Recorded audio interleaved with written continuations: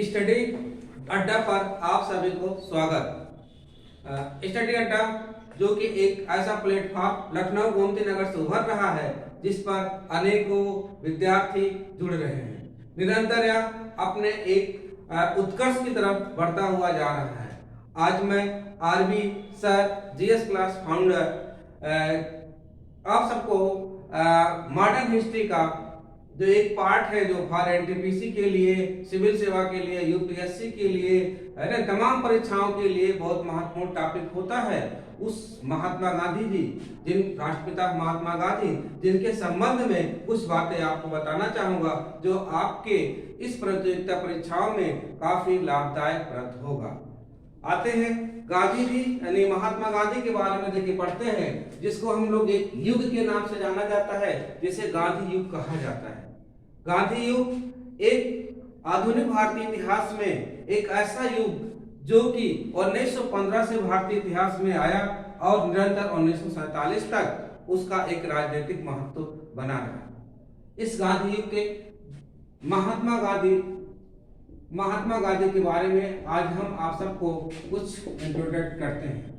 महात्मा गांधी, जिसे मोहनदास करमचंद गांधी जी भी कहते हैं, इनको अगर आप देखेंगे तो इनके जो पिता थे उत्तम चंद्र मोहन गांधी पोरबंदर रियासत के प्रधानमंत्री रहते हैं और उन्हीं के घर में इनका जन्म होता है। महात्मा गांधी का 2 अक्टूबर 1869 को पोरबंदर में इनका जन्म होता है।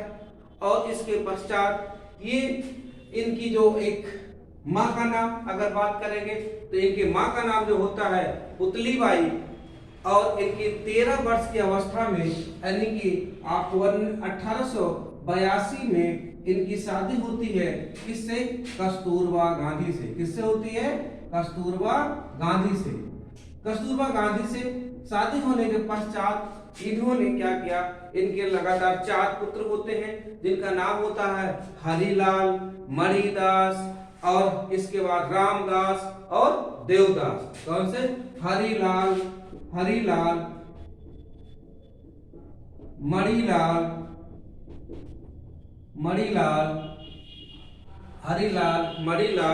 और होते हैं कौन से? रामदास, देवदास। इनके 4 पुत्र होते हैं। इसके पश्चात ये अपनी पढ़ाई देखिए, इनकी जो पढ़ाई होती है, इनकी पढ़ाई बेसिकली इंग्लैंड से होती है और इंग्लैंड में एक कॉलेज होता है, उस कॉलेज का नाम है द इनर टेम्पल। इन्होंने यहाँ से ला के पढ़ाई की, जिसे हम लोग बैरिस्टर शब्द कहते हैं। बैरिस्टरी में इन्होंने पढ़ाई किया और उस पढ़ाई के बाद सबसे पहले ये भारत जब आते हैं 1889 में 1889 में, और 1889 में आने के बाद राजकोट में, नासिक में यहाँ पर क्या किया? अपनी वकालत इन्होंने प्रारंभ किया। लेकिन ये इनकी वकालत यहाँ अपना कर ही रहे थे, शुरुआत ही था, तभी एक इनके दोस्त होते हैं जिनका नाम क्या था? दादा अब्दुल्ला। नाम था इनका दादा अब्दुल्ला। ये नाम याद रखिएगा, दादा अब्दुल्ला साउथ अफ्रीका में, दक्षिणी अफ्रीका में रहते थे और उन्हीं की मुकदमा लड़ने के लिए 1891 में अफ्रीका चले जाते हैं। कहां पर? दक्षिणी अफ्रीका चले जाते हैं।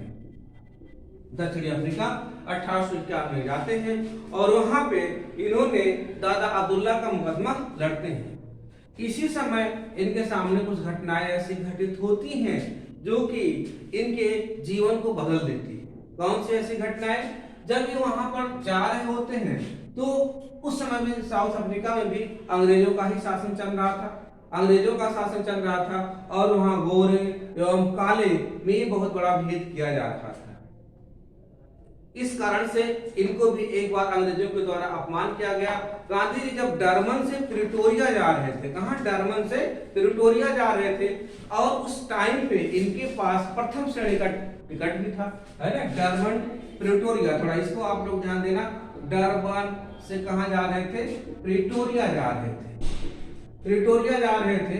डरबन से प्रिटोरिया जा रहे थे, लेकिन इन्होंने क्या किया, इनके पास यात्रा जो ट्रेन का प्रथम श्रेणी का टिकट था, प्रथम श्रेणी का टिकट था, लेकिन इसके बावजूद भी इनको मोरिसबर्ग स्टेशन एक है, नाम याद रखिएगा, मोरिसबर्ग, मोरिसबर्ग, इसी स्टेशन पे इनको क्या किया जाता है, अंग्रेजों के द्वारा उतार दिया जाता है, उनको उतार दिया जाता है और रात भर ये स्टेशन पर पड़े रहते हैं। वहीं पर इन्होंने अपने आप को एक शपथ लेते हैं कि ये जो गोरे और काले का भेद है, इसको हमें क्या करना है, समाप्त कर देना है। इस कारण से इन्होंने क्या किया कि सबसे पहले ये किया कि दक्षिण अफ्रीका में ही इन्होंने एक टाल स्टाय नामक आश्रम की स्थापना की, टाल स्टाय नामक आश्रम की दोस्तों स्थापना की। टाल स्टाय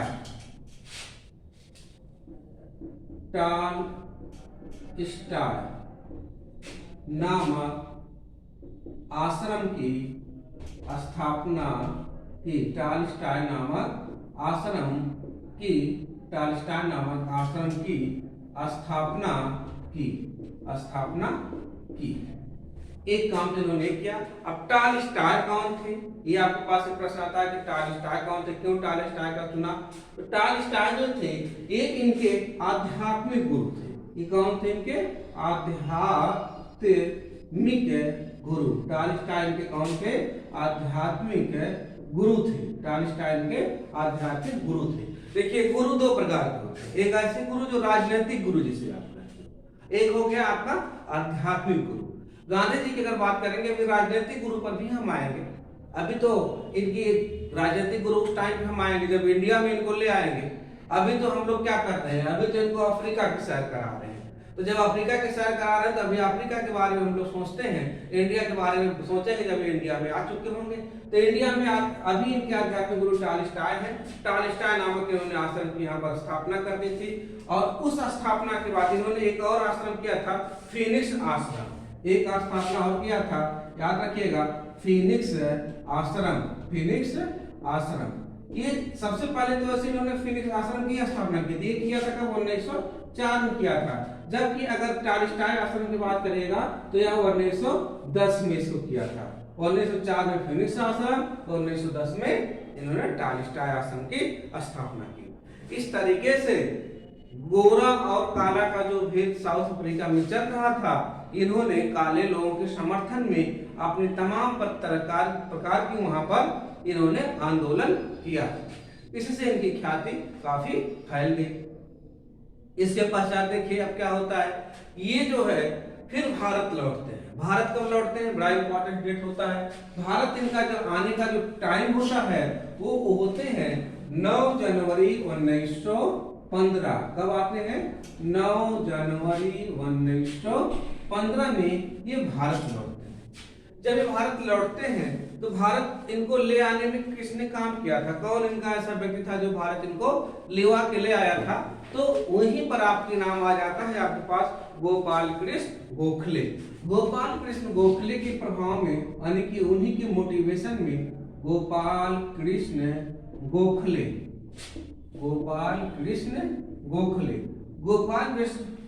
के मोटिवेशन में ये भारत आते हैं। 9 जनवरी 1915 को भारत पहुंचते हैं और सबसे पहले क्या करते हैं कि मद्रास आते हैं। कहां पर आते हैं, मद्रास में आते हैं, ये ध्यान दीजिएगा। मद्रास सबसे पहले जब आते हैं तो ये मद्रास आते हैं। इस समय इनकी एज कितनी थी, तो ध्यान दीजिएगा, इनकी जो एज थी वो एज इनकी थी 46 ईयर। 46 ईयर इनकी एज थी। 40 वर्ष की अवस्था में आते हैं।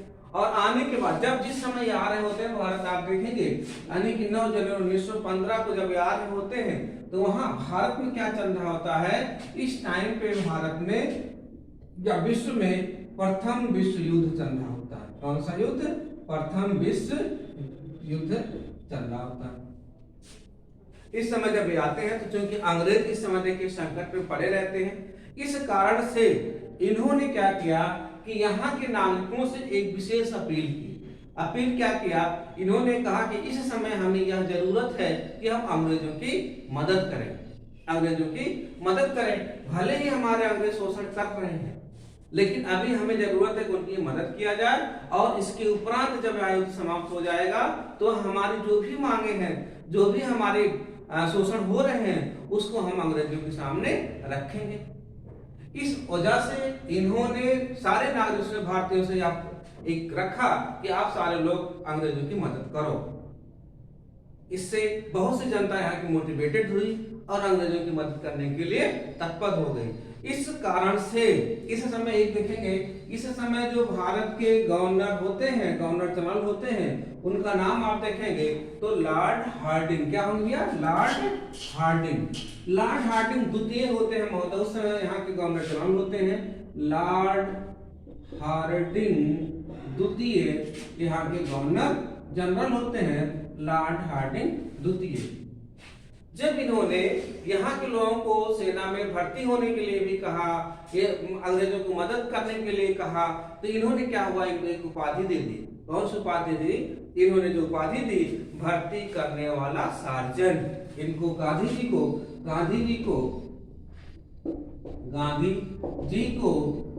उपाधि दी।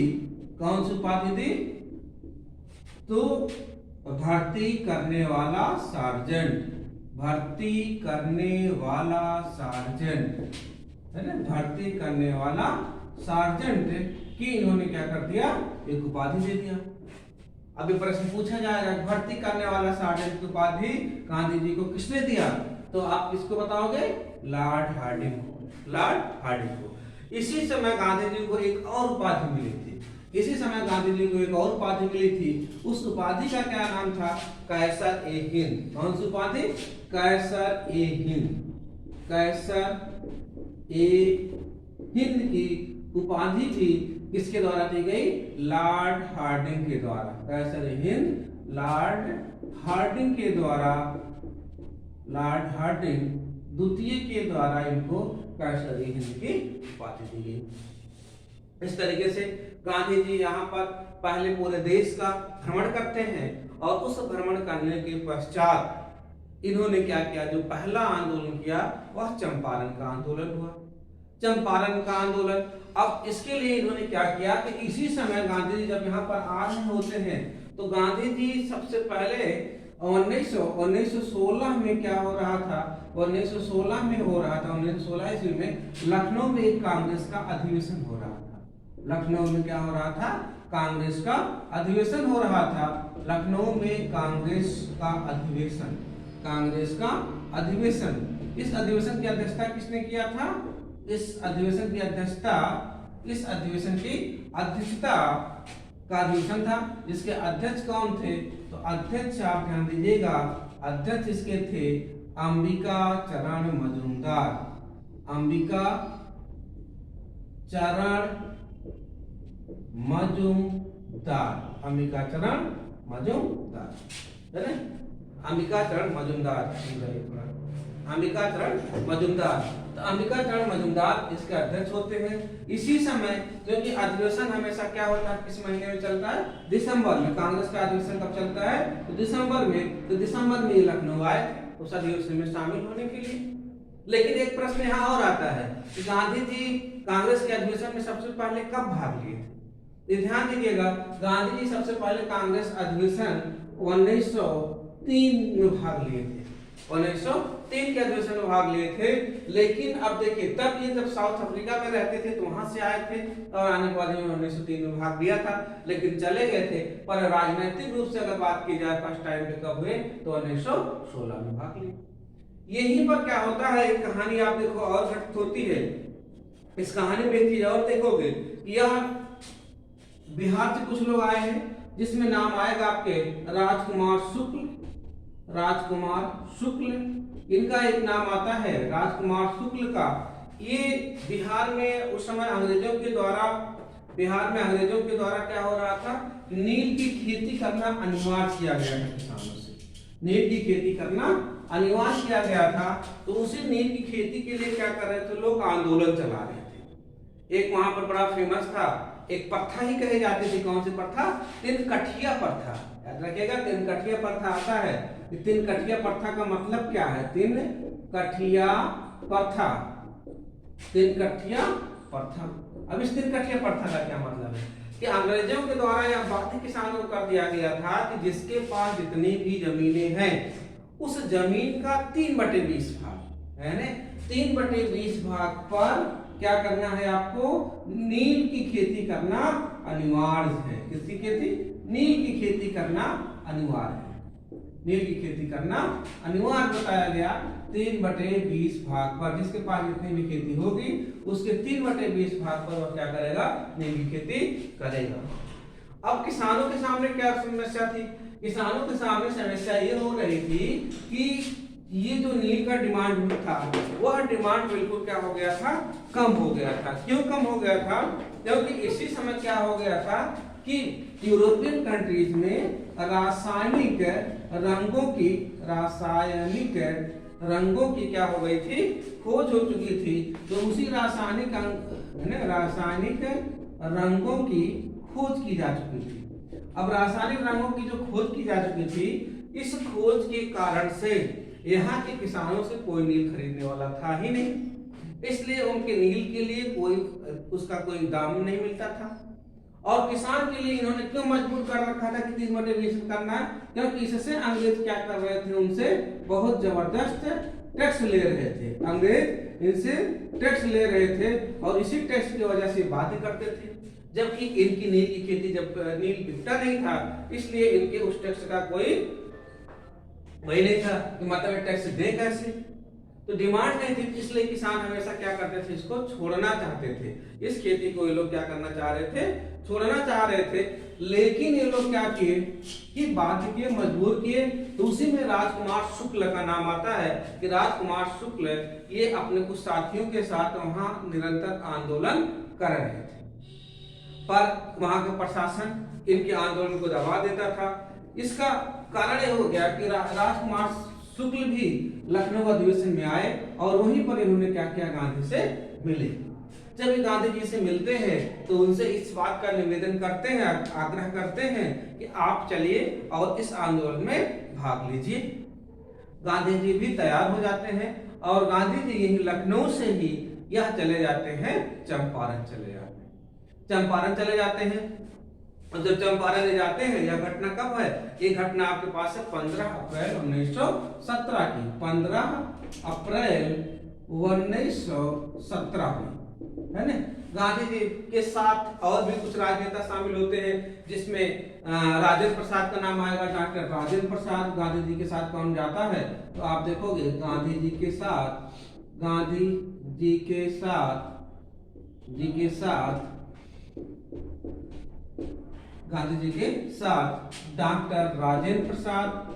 डॉक्टर राजेंद्र प्रसाद, ये नाम आपको याद रखना है, नाम पूछा जाएगा। ब्रज किशोर,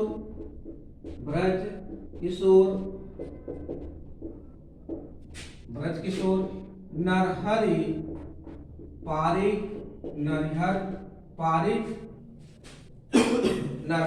पारिक और जेबी कृपलानी आदि जैसे नेता इनके साथ जाते हैं। जेबी कृपलानी जैसे आदि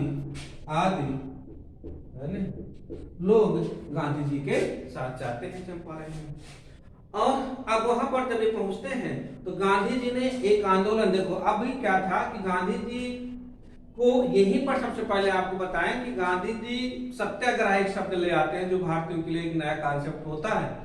गांधी जी साउथ अफ्रीका में सत्याग्रह बहुत अपनाए थे, लेकिन यहाँ पर क्या किए कि पहली बार आपसे प्रश्न पूछा जाएगा गांधी जी सत्याग्रह कहाँ पर पहले शुरुआत किए थे। तो गांधी जी सत्याग्रह चंपारण के आंदोलन में शुरू किए थे। अब सत्याग्रह है क्या? अगर आपसे बात की जाए यह सत्याग्रह क्या है, तो सत्याग्रह का बड़ा इसका जो शाब्दिक अर्थ होगा बड़ा ही कॉमन है। सत्याग्रह, इसमें दो चीज जुड़ा हुआ है, यानी एक होगा आपके पास सत्य और प्लस आग्रह। एक इसमें जुड़ेगा क्या, आपके पास इसका संक्षिप्त कर दिया जाए, सत्य प्लस आग्रह, यानी कि सत्य के लिए आग्रह। इसका जो शाब्दिक अर्थ आया, इस दोनों का जो शाब्दिक अर्थ आया वो आया हमारा सत्य के लिए आग्रह, सत्य के लिए आग्रह।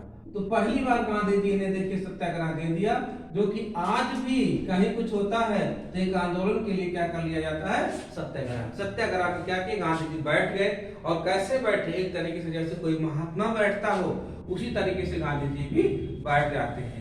अब जब गांधी जी महात्मा के रूप में बैठ गए, इनके साथ बहुत ढेर सारे किसान भी इकट्ठा हो गए और सारे किसान भी इनके साथ बैठ गए।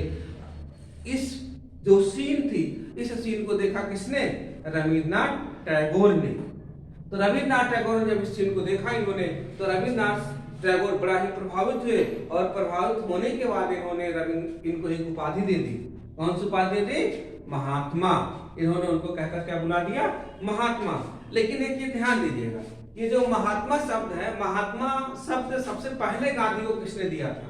ऐसे भी आपके पास प्रश्न आएंगे कि महात्मा शब्द गांधी जी को किसने सबसे पहले दिया था, तो वहां पर एक व्यक्ति का नाम, एक राजवैद्य था, जीवराम कालिदास। कौन था, जीवराम कालिदास। ये जो जीवराम कालिदास थे, जीवराम कालिदास, इन्होंने सबसे पहले जो है गांधी जी को महात्मा शब्द कहा था। लेकिन इसको क्या किया था, कौन बहुत पॉपुलर बनाया, कौन प्रसिद्ध बनाया, क्या इस तरीके की उपाधि जैसा प्रसंग जो जिसने डाल दिया, वह नाम आया किसका, रविन्द्रनाथ टैगोर को। तो गांधी की उपाधि, महात्मा गांधी, महात्मा शब्द रविन्द्रनाथ टैगोर ने गांधी जी को दे दिया। तो 3 उपाधि आपको बता दिया, भर्ती करने वाला सार्जेंट, दूसरा कौन बताया, हिंद ए कैसर, तीसरा कौन मैं आपको बताया, मैंने कहा महात्मा, है ना। तो लॉर्ड हार्डिंग द्वितीय का नाम याद रखेंगे, रविन्द्रनाथ टैगोर को याद रखिएगा। अभी एक शब्द और आइएगा कि गांधी जी को ये पूछा जाता है कि बापू किसने कहा। अब ये भी आप समझ लो, गांधी जी को बापू किसने कहा, तो ये व्यक्ति जो आएगा, यानी कि गांधी जी को बापू कहने वाले व्यक्ति कौन थे, बापू से कौन कहा, जवाहरलाल नेहरू। तो जवाहरलाल नेहरू ने इनको क्या कहा, इनको बापू कहा। अब बापू का मतलब क्या होता है, बापू शब्द का मतलब क्या होता है, तो गुजराती भाषा में जो इसका मतलब होता है बापू का, गुजराती शब्द है, और गुजराती में बापू को क्या कहा जाता है, पिता कहा जाता है। गुजराती में इसे क्या कहा जाता है, पिता कहा जाता है, गुजराती में पिता कहा जाता है। तो बापू शब्द यानी कि जवाहरलाल नेहरू ने इनको एक उपाधि दी। ठीक, ये आप देख रहे हो कि अब देखो आप चंपारण में क्या घटना हुई, ये उपाधि आपको ध्यान दीजिएगा। अब चंपारण में इन्होंने क्या किया कि इनकी जो है एक जुटता, किसान इनके नेतृत्व में बहुत ढेर सारे किसान वहां पर बैठ गए धरने पर, और बैठने के बाद एक तरीके से अंग्रेजों द्वारा क्या किया गया कि एक कमेटी का गठन किया गया, और उस कमेटी की सिफारिश के बाद इन्होंने क्या किया, जो 3 कठिया प्रथा थी उसको त्याग दिया गया। यानी अब किसानों से कहा गया कि यदि कोई किसान, जो भी ऐसा किसान इस प्रथा को नहीं अपनाना चाहता, नहीं करना चाहता, नहीं लिखी थी तो नहीं करेगा, कोई बाध्यकारी अब नहीं होगी।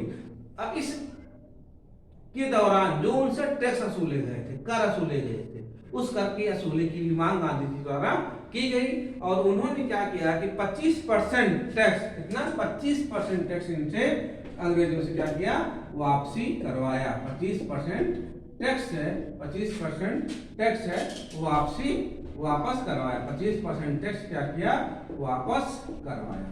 तो एक उपलब्धि गांधी जी को ये मिली। इस तरीके से अगर हम लोग बात करें कि गांधी जी ने आंदोलन जो भारत में आके शुरू किया, वह आंदोलन इनका कौन सा रहा, तो सबसे पहले हमने बात कर ली चंपारण आंदोलन। अच्छा, जब भी 1916 में आए, 15 में आए थे, 16 में इन्होंने क्या किया था, अहमदाबाद में। अहमदाबाद कहाँ स्थित है, तो गुजरात में है। यहाँ पर इन्होंने क्या किया था कि साबरमती आश्रम की स्थापना की थी। साबरमती एक नदी है, उसी नदी के किनारे इन्होंने अपना आश्रम बनाया था, इसलिए साबरमती के आश्रम के नाम से ज्यादा फेमस हुआ। तो सबसे पहले इन्होंने साबरमती का आश्रम बनाया। 17 में इन्होंने क्या कर लिया, चंपारण आंदोलन किया, और 17 के बाद तुरंत कहाँ चले गए, खेड़ा आंदोलन। खेड़ा कहाँ है, तो गुजरात में है। इन्होंने 18 में खेड़ा आंदोलन किया, और 18 में फिर खेड़ा आंदोलन के बाद तुरंत अहमदाबाद आंदोलन में आ गए, जो मजदूरों का आंदोलन चल रहा था, अहमदाबाद आंदोलन। और फिर इसके बाद 1919 में खिलाफत आंदोलन आए, और 1919 के बाद जो इनका बहुत फेमस हुआ वह कौन सा हुआ, असहयोग आंदोलन, जो 20 में शुरू हुआ और 1922 में प्रारंभ हुआ। तो आइए देखते हैं हम लोग फिर कि खेड़ा आंदोलन के बारे में कुछ बातें जानते हैं। चंपारण हो गया। अब अगली बात हम लोग बात करते हैं खेड़ा आंदोलन। तो लिखिए खेड़ा आंदोलन क्या होगा। देखिए खेड़ा आंदोलन की अगर बात किया जाए तो खेड़ा आंदोलन इंपॉर्टेंस है। आपके पास एक परीक्षाओं में क्या होता है ना, क्रम पूछने का आ जाता है ना, बहुत ज्यादा सीक्वेंस आपके पास आ जाएगा कि आपके पास 4 आंदोलन के देंगे, यानी आपको क्लियर होना है कि सबसे पहले चंपारण हुआ, सेकंड नंबर पर खेड़ा आंदोलन हुआ और तीसरे नंबर पे अहमदाबाद आंदोलन हुआ। खेड़ा आंदोलन, खेड़ा है कहाँ, तो आपको अभी गुजरात में है। चंपारण कहाँ था, तो आप कहना बिहार में था, है ना। यह आपका गुजरात में है खेड़ा। यहाँ पर क्या हुआ था कि यहाँ पर फसल खराब हो गई थी किसानों की, और फसल खराब होने के बावजूद भी लगान की वसूली चल रही थी। इस कारण से वहां के लोगों ने विद्रोह कर दिया था। और उस विद्रोह में क्या हुआ कि इसको सहयोग देने के लिए गांधी जी वहां जाते हैं, है ना। जो विद्रोह हुआ इसमें गांधी शामिल होते हैं, गांधी जी शामिल होते हैं, गांधी जी शामिल होते हैं। अब गांधी जी के साथ एक और नाम आपको याद रखना, इनके साथ एक नाम आपके पास और आ रहा है, इंदुलाल मलिक। इनके साथ इंदुलाल मलिक है, इंदुलाल मलिक है भी इस आंदोलन में भाग लेते हैं। अब यहाँ पर क्या हुआ कि इन्होंने, गांधी जी ने यहाँ के किसानों से कहा कि आप लोग बिल्कुल किसी भी अंग्रेज को कोई टैक्स नहीं देंगे, यानी कि कर ना देने का इन्होंने सुझाव दिया। किसानों ने इनकी बातों को मान लिया और इस प्रकार से सरकार भी आखिरकार में कमजोर पड़ गई और उन्होंने भी कहा कि लगान अब उसी से लिया जाएगा जो लगान देने की पोजीशन में होगा, है ना। तो दूसरी उपलब्धि गांधी जी की राजनीतिक उपलब्धि जो मिली वह कौन सी मिली, खेड़ा आंदोलन मिली। अगला आप देखेंगे खेड़ा आंदोलन के बाद जो अगला आंदोलन होता है जिसे हम लोग क्या कहते हैं, अहमदाबाद आंदोलन। अहमदाबाद आंदोलन भी बड़ा महत्वपूर्ण आंदोलन होता है गांधी जी का। अहमदाबाद, ये क्या था, अहमदाबाद आंदोलन। खेड़ा आंदोलन 1918 में, अहमदाबाद आंदोलन जो कि गुजरात में यह भी है आपका अहमदाबाद आंदोलन। अहमदाबाद आंदोलन, अहमदाबाद आंदोलन कहाँ है, तो ये भी आप देखेंगे ईयर आपका 1918 में है। ध्यान दीजिएगा खेड़ा आंदोलन सबसे पहले होता है, फिर अहमदाबाद आंदोलन होता है। यह कैसा आंदोलन था, यह तो कहेंगे आप मजदूर आंदोलन था। कैसा आंदोलन था, तो मजदूर आंदोलन था, या मजदूर आंदोलन था। इस आंदोलन की अगर हम बात करें तो यहाँ हुआ क्या था, इस मजदूर आंदोलन में एक फैक्ट्री थी वहां पर। कौन सी फैक्ट्री थी, कॉटन मिल, कॉटन मिल थी। कॉटन मिल बोले तो कपड़े की मिल थी, इसकी मिल थी, कपड़े की मिल थी। और इस कपड़े की मिल पे जो मजदूर लोग काम कर रहे थे उन्हीं से यह संबंधित था। यहाँ पर क्या हुआ कि अचानक यहाँ पर एक बीमारी फैल गई। कौन सी बीमारी, प्लेग। प्लेग फैल गया, प्लेग नामक बीमारी फैल गई, प्लेग नामक बीमारी फैल गई, प्लेग नामक बीमारी फैल गई, जिस कारण से बहुत से मजदूरों की मृत्यु भी हो गई। बहुत से मजदूर यहाँ से पलायन करने के लिए मजबूर हुए, है ना। उनके परिवार बेसहारा हो गए। ऐसे कंडीशन में क्या किया गया कि जब यह प्लेग खत्म हुआ, जो भी मजदूर वापस फिर आए तो उन लोगों ने कहा कि अब मजदूरी बढ़ाने की डिमांड की गई। यानी कि अगली बात क्या है कि मजदूरी बढ़ाने की मांग की गई, मजदूरी बढ़ाने की मांग की गई, मजदूरी बढ़ाने की मांग की गई। लेकिन अंग्रेज नहीं मान रहे थे और इसी बात को लेके फिर यहाँ पर एक आंदोलन किया गया, इसके द्वारा गांधी जी के द्वारा। और वह कौन सा आंदोलन हुआ, भूख हड़ताल। यहाँ पर इन्होंने क्या कर दिया, भूख हड़ताल कर दिया। तो प्रश्न आया आपके पास कि गांधी जी ने सबसे पहले भूख हड़ताल भारत में कहाँ किया था, तो आप कहोगे अहमदाबाद में किया था। भूख हड़ताल किया गांधी जी ने, क्या किया, भूख हड़ताल किया अहमदाबाद में। ठीक। अब इसके बाद क्या हुआ, और इसके बाद ये भी बात रखी कि इनको 35%, कितना, 35% इनको बोनस के रूप में दिया जाए। बोनस दिया जाए, कितना दिया जाए, 35% बोनस दिया जाए। ठीक है ना। यह भी आंदोलन काफी सफल आंदोलन रहा। और इसके बाद एक न्यायाधिकरण का गठन किया गया, न्यायाधिकरण का गठन किया गया, न्यायाधिकरण का गठन किया गया, न्यायाधिकरण का गठन किया गया। और इस गठन के बाद निर्णय लिया गया कि जो अंग्रेजों को 35 मजदूरों को 35% का बोनस दिया जाएगा। कितना दिया जाएगा? 35% का बोनस इनको दिया जाएगा। तो गांधी जी के इनके सहयोगी में अगर बात करें, इंदुलाल याग्निक की बात किया। दूसरा एक नाम आएगा आपके पास, अनसुईया बेन। कौन थी? अनसुईया बेन। ये भी इनके सहयोग में थे। लेकिन एक व्यक्ति जो इनके बड़े अच्छे दोस्त थे, वो इनके विरोधी भी थे इसमें, उनका भी नाम आप याद रखना। कौन थे इनके विरोधी? तो अंबा लाल साराभाई इनके जो विरोधी थे, यानी कि गांधी की विरोधी का मतलब इस आंदोलन के विरोधी है ना। इस आंदोलन के विरोधी कौन थे? गांधी के विरोधी। और विरोधी में देखेंगे आपने, हमने बोला क्या नाम बोल दिया आपको, तो आपको अंबालाल साराभाई। विरोधी कौन थे? अंबालाल